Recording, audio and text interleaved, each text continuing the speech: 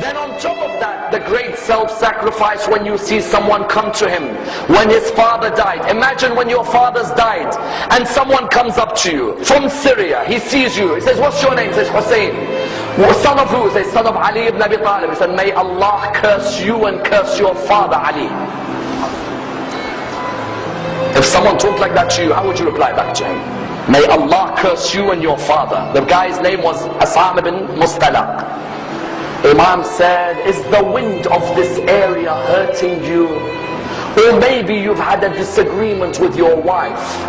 Is there a shelter for you to stay in? Or has no one provided you with clothing? Please come and stay in my house if you are a stranger in this area. Wallah, that person began to cry.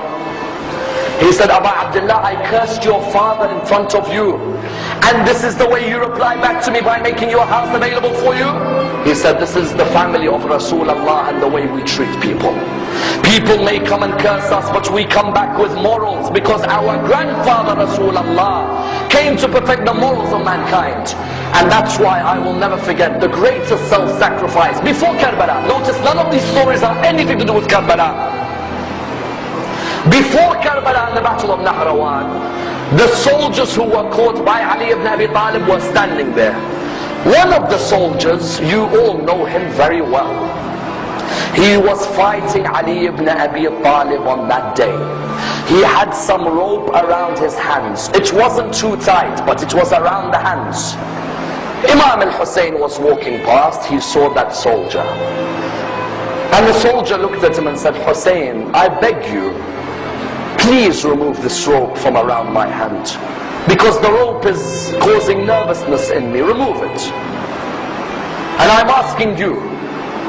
Imam al-Hussein went back to his father. He said, oh my father, I'd like a favor from you. He said, what is it? He said, this person over there, do you see him? He said, yes, I see him. He said, he says to me, the rope is tight around his hand, even though you will never put a tight rope, but it seems to have been hurting him. And he asked me to remove it. Oh my father, do you allow me? He looked at him and he said, اباعبدالله, go ahead. اباعبدالله, why do you want to answer this? He said, father, when someone asks through me, how can I reject? I don't want the person to be embarrassed. When you realize who this person is, that's when you realize how magnanimous a man this man is. He went back to the person, he said, give me your hands. And he removed the ropes from the hands of Shimr bin Biljawshan.